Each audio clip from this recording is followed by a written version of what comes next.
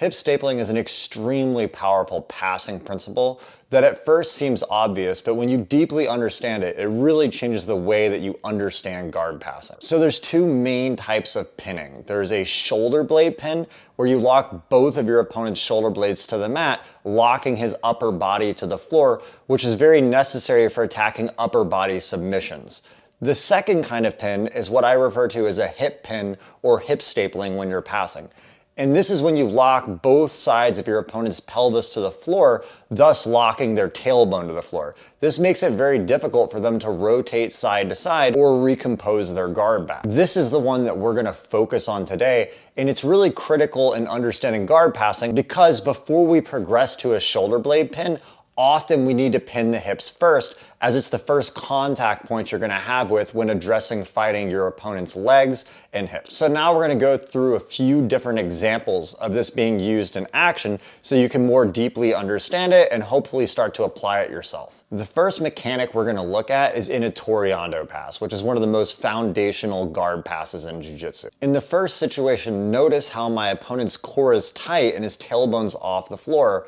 So as I try to work around his legs, controlling the legs to pass, his legs can freely move into my biceps and help him recenter to keep me in front. In this second situation, I focus first on controlling my opponent's shins or pants and back up, driving and pinning his hip to the floor.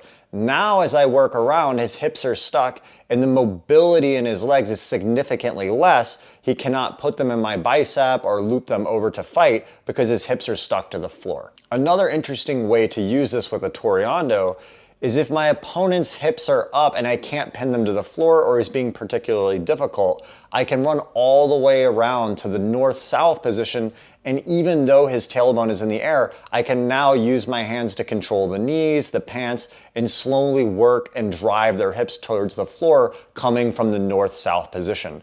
But again, I consolidate with the hip locked towards the floor, and this makes transitioning to side control or eventually progressing up to shoulder blade pinning much easier to accomplish. Now looking at using this in a knee cut situation, there's multiple ways to do the knee cut, but this hip pin method is one of my favorites. So the first situation is if my opponent is in De La Riva guard or controlling my ankle, I want to control his knee and shoot my knee up the center to complete a knee cut pass.